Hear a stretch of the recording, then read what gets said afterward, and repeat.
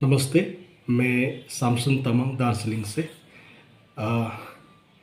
First of all मैं हमारा honourable chief minister miss Mamata Banerjee madam को मैं दार्जिलिंग के एक नागरिक की ओर से कुछ संदेश देना चाहता हूँ। तो आप इस वीडियो को छोटा छोटा बारीक बारीक जो मतलब है, जो जिस चीज़ में मैंने बनाने की कोशिश किया उस चीज़ को थोड़ा सा ध्यान देके, और मैं चाहता हूँ कि हमारा चीफ मिनिस्टर मैडम हमारा दार्जिलिंग का जो अंदर में जो इलीगल काम हो रहा है, तो उस चीज़ को थोड़ा सा एसपीडीएम को कर रहा हूँ।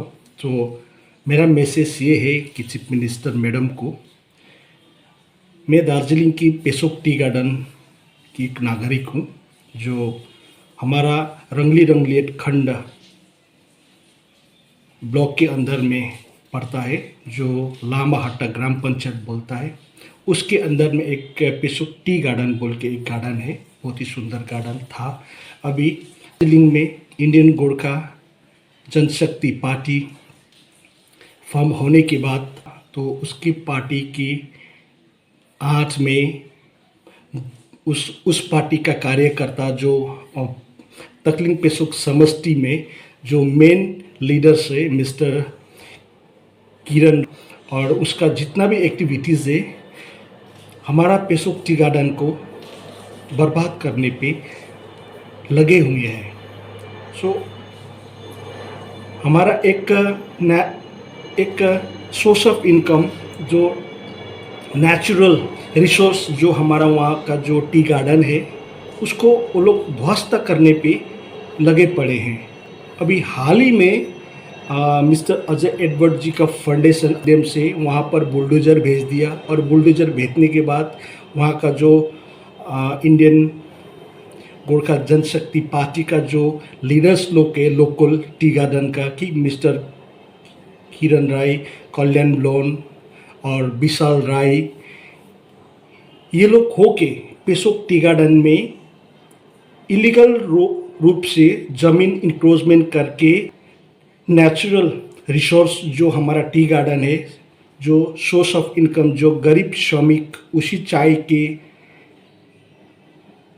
माध्यम से कुछ पैसा कमा के सरकार को भी रेवेन्यू देता है, और जितना भी वहाँ से मुनाफा होता है चाय से, और उसके माध्यम से जो मालिक हमारा श्रमिक को जो पैसा देता है, तो उस पैसे से हमारा श्रमिक का घर चलता है।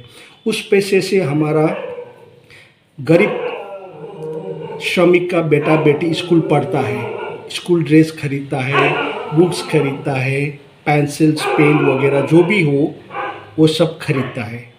तो यहाँ पर एक अनफॉर्चुनेट जो पार्टी अभी दार्जिलिंग में जो नया पार्टी आके जो गोरखालैंड बनाऊंगा, बंगाल से अलग होना है बोल के, जो बंगाल को जो बुरा भला कह के जो लोकल जो यहाँ का इनोसेंट जो एक नागरिक को वो लोग बेला फुसला के मोटिवेशन करके जो पार्टी में वो लोगों का शक्ति प्रदर्शन करने के लिए जो कुलेन कमान, टी गार्डन, बस्ती पार्टी में समर्थन करके उन लोगों को एक झूठा आश्वासन दिला के गोरखालैंड बनाऊंगा, बंगाल से अलग होना है, ऐसा करके उन लोगों का एक मुद्दा है।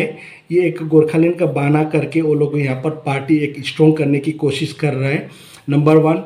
नंबर 2, दार्जिलिंग में जितना भी इलीगल काम हो रहा है अभी टी गार्डन में, जो चाय पत्ती को वो लोग को ध्वस्त करके चाय का गा बूझ को जो वो लोग निकाल के, जो अभी वहाँ का जो हमारा पेसोक टी गार्डन में जो वो लोग गलत काम करके बुलडोज़र चला के टी गार्डन के अंदर में जो इलीगल रूप से रोड कंस्ट्रक्शन कर रहा है, बना रहा है, न्यू रोड वगैरह बना रहा है, जो नया रास्ता, तो ये एक टोटली इलीगल है।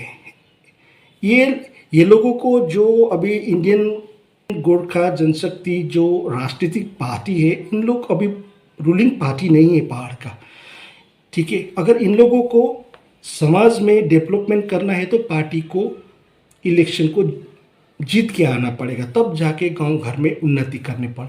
तो अभी तो पहाड़ में रूलिंग पार्टी दूसरा है, जो अनिल थापा का पार्टी, वो गांव घर को उन्नति करने की कोशिश कर रहा है, दार्जिलिंग को उन्नति करने की कोशिश कर रहा है। ठीक है, तो ऐसा हो रहा है कि दार्जिलिंग में विगत 2006 से 2017 के अंदर में जितना भी गोरखालैंड मूवमेंट हुआ है, ये सब गलत था मैडम, ये सब गलत था। दार्जिलिंग का लीडर लोग ने जो मूवमेंट चलाया ये गोरखालैंड के लिए नहीं था। मैं बता दे रहा हूँ, मैं दार्जिलिंग का नागरिक बोल रहा हूँ।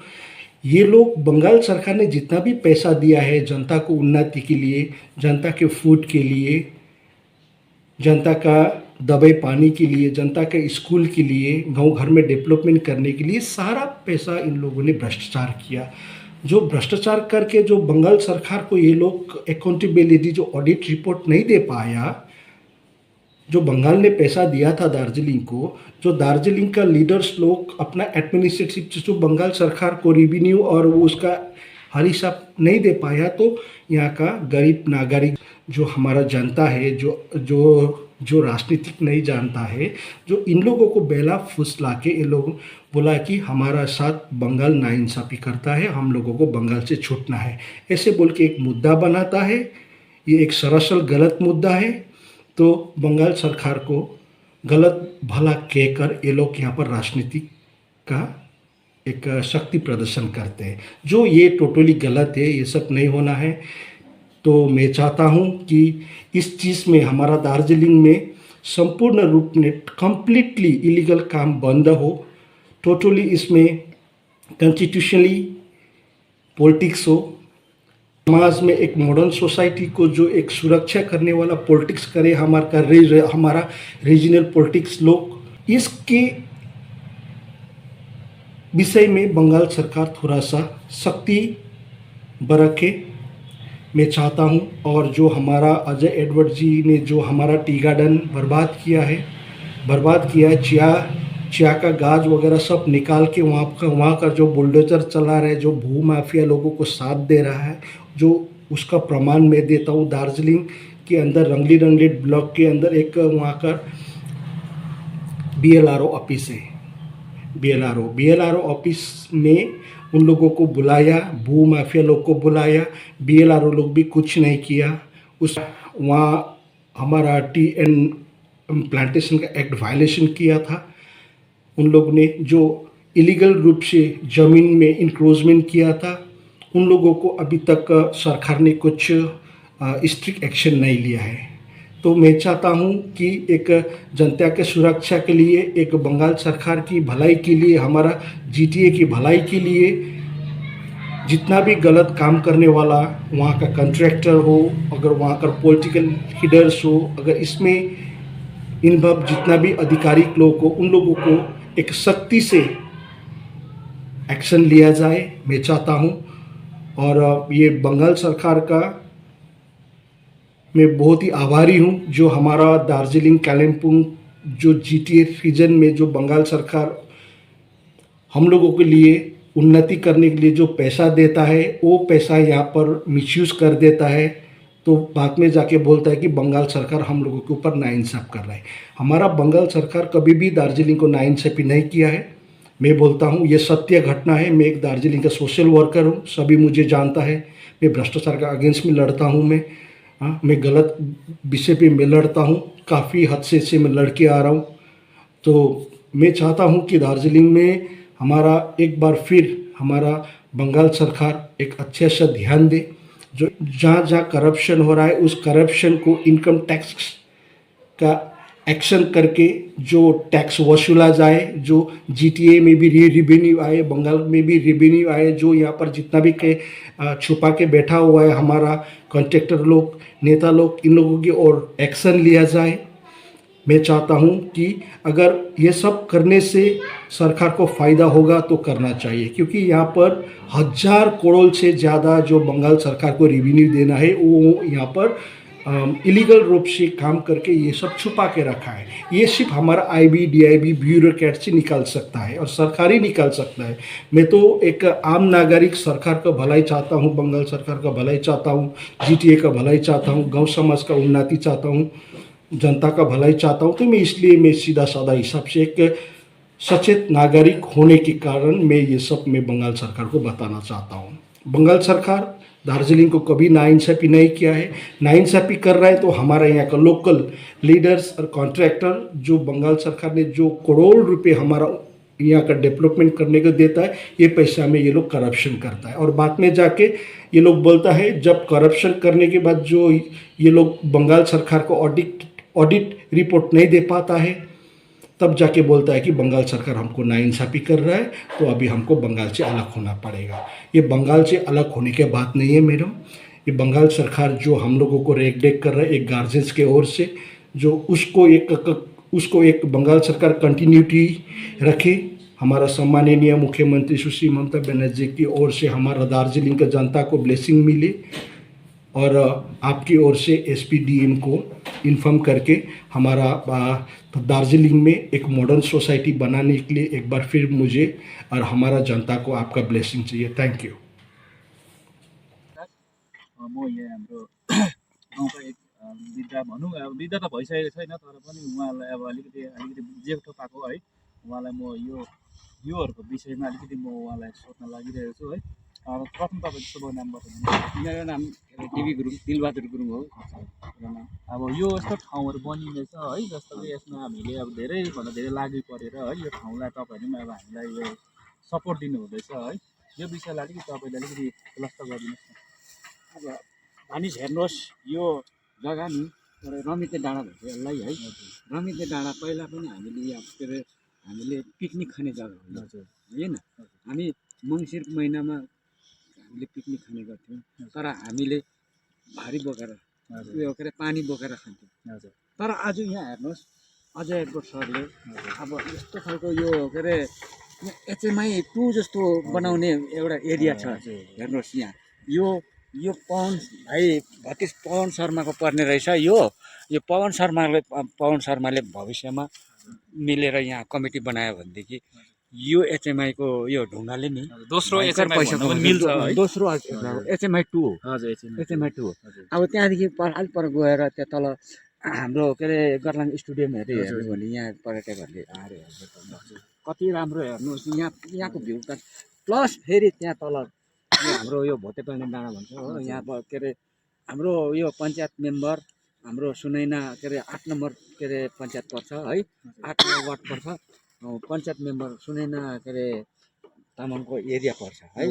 उहाँलाई एउटा रिक्वेस्ट गरेर यहाँदेखि पनिर रोड हालिदिएर भने यहाँबाट उकालो माथि के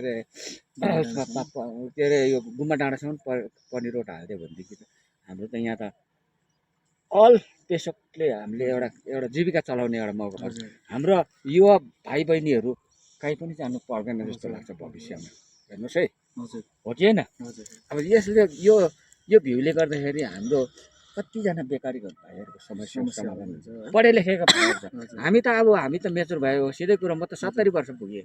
अब 70 वर्ष पुगेकोले चाहिँ के गर्न सक्छ? तर पनि म तपाईँहरूसँग एउटा साथ दिएर गर्दैछु, हो कि होइन भन्नु त? गर भाइ बहिनी हो, राम्रोसँगले गर। फ्युचरमा हामी चाहिँ अब डाँडाको घाम जुन भयो, मान्छेको जिन्दगी मानेको पातको पानी हो कि होइन भन्दा? मानेको पातको पानी जस्तो हो। आज छ भोलि छ, भोलि के हुने हो त्यो हाम्रो जिन्दगीको भरोसा छैन। तरै पनि एउटा हामीले आउने भावी पीडितलाई चाहिँ हामी के अरे यसरी साथ दियो, हौसला दियो भनेदेखि चाहिँ धेरै पनि राम्रो हुन्छ। किनभने यो एकदमै यो के अरे भ्यू एरिया हो, यो एकदमै यो टुरिज्म एरिया हो।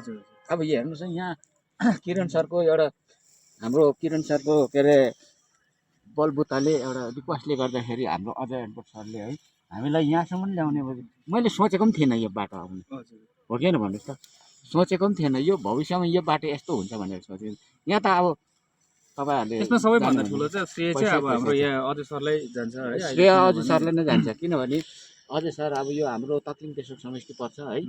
तक्लिङ पेसोक समष्टि अन्तर्गत हाम्रो यो के अरे रमिते डाँडा पर्छ। यो डाँडा तक्लिङ पेसोक समष्टिभित्रै पर्छ। तर हाम्रो यो किरण सरले के अरे चाहिँ यहाँ अहिले हामीले जोडतोड नलगाएको भएदेखि चाहिँ हामी अलिकति त्यसमा अलिकति इम्पोसिबल जस्तो पनि हुन्थ्यो होला है।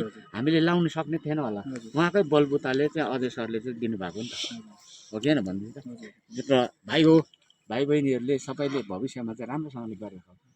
किनभने यहाँ यसमा पैसै पैसा छ। यो यो माउन्टेन अब यो ढुङ्गाले नै पैसा भयङ्कर कमाउँछ हजुर हेर्नुहोस् है। यो ढुङ्गाले अब HMI 2 भनेर यसलाई नाम राख्नु पनि हुन्छ। हामीले यहाँबाट गेट लगायो र उयो गऱ्यो भनेदेखि यहाँ हेर्नुहोस् हाम्रो पढा लेखा भाइ बहिनीहरू हामीले गभर्मेन्ट पठाउनु इम्प्लोय पर्दैन खोज्नु है। पर्दैन। ए, दिनमा के अरे 500 रुपियाँ हाजिरी भयो भने नि हामी कता कता छ नि हजुर काहीँ पनि जानु पर्दैन। 15-20 हजारको त हामीले महिनामा त्यसै पनि कमाउँछ हो कि भन्नु त।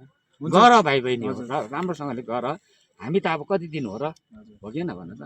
त्यसरी तपाईँले है लागि धेरै परेको। हजुर यसलाई धेरै धेरै राम्रो सुझावहरू दिनुभयो है। हामी यसलाई आत्मसात गर्दै है अगाडि बढ्नेछौँ है। तपाईँले अब यो उमेरमा पनि हामीलाई यत्रो सपोर्ट दिनु भइरहेछ त्यसको लागि धेरै धेरै धन्यवाद। अब आउँदो दिनहरूमा पनि तपाईँले हामीलाई सपोर्ट दिनुहुन्छ भन्ने हामी आशा साँचेको छौँ। धन्य दिन्छु मेरो एकमुठी सास भइन्जेलसम्म म युवा पिँढीहरूलाई चाहिँ म के अरे साथ दिएर छाड्छु। हजुर यहाँ हामीसँग हुनुहुन्थ्यो है दिलबहादुर गुरुङजी, उहाँले धेरै राम्रो कुरा गर्नुभयो है। त्यसको लागि उहाँलाई पनि धेरै धन्यवाद दिन चाहन्छु र हामी अर्को भिडियोमा तपाईँहरूसँग यसरी भेटघाट गरेर हामी बातचित नमस्कार। गर्नेछौँ। धन्यवाद, बिदा दिनुहोस्।